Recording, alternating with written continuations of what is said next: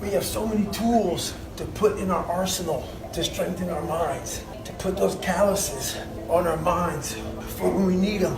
So one of those great tools is positive self-talk. Positive self-talk works well, but you gotta put the work behind it. It's gotta be the truth. Positive self-talk has to be the truth. So let's say you're taking a test, hard test in college, but you haven't studied, but you have a positive mindset. You have positive self-talk going into it. Chances are you're gonna fail that test. Positive self-talk doesn't work unless you put the work behind it. Put the work behind your positive self-talk. Never forget to train your mind. In life, a lot of us work trying to get to a better place, a place that makes us feel better about ourselves. Some people want to do ultra races. They're starting to PR during training. Some people want to be a lawyer or a medical student.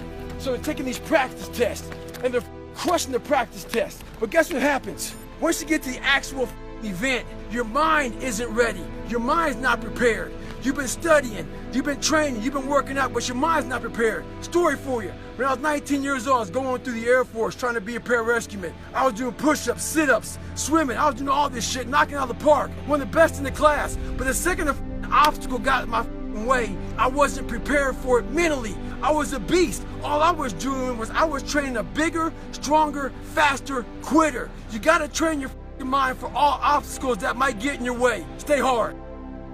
For me, my routine is every night I stretch out. And I stretch out for 2 or 3 hours every single night without fail. And while I'm stretching out, I'm thinking about my plan for the next day. And I'm thinking about all these different obstacles that may come up. So basically, a lot of us aren't prepared for life. We get up willy-nilly and just hope life is gonna happen. It is gonna happen, but it's gonna happen with a prepared mind or an unprepared mind. Most people attack life with an unprepared mind. What I do is I try to account for all things that could happen, might happen, probably will happen, and then the unknowns. So basically, I can't account for everything, but I do know there could be some things that come up in life that you need to be ready for. I know for a fact I'm not gonna wanna work out tomorrow. Therefore, I'm preparing my mind for that. I don't wanna do that. I know tomorrow will come with some difficult decisions to make. It may come with getting a phone call saying someone died, this happened, that happened. I'm always preparing myself, not in a morbid way, but just like, look, man, be ready for life.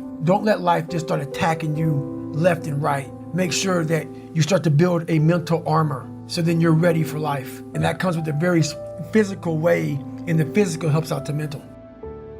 My dizziness went away after about an hour. I was able to stand up now. And I was going around this track at like 30-some minute mile. And I'll never forget my crew person saying, hey, I got to mile 81. They said, you're not gonna make the time. I had 24 hours and I was going so slow, taking so much time. This is when I realized once everything gets connected, once the mind knows you're not gonna quit something, it's gonna try to find more. It's gonna try to give you more. Once it realizes you're not gonna take the path of least resistance, you're gonna stay here until it's done. My mind and my body and my spirit became one for the first time ever. For the first time ever, it became one. And I went to a level that I never thought was humanly possible for myself or anybody else. In that shape that I was in, I was able to run 19 miles. And I ran 19 miles, did 100 miles, I actually did one more mile. I did 101 miles in 18 hours and 56 minutes. I'd overcome so many obstacles in my life, and this was the final crucible for me. And I got through it. And at the end of this race was such clarity to me. And it was just the most amazing thing I ever do in my life.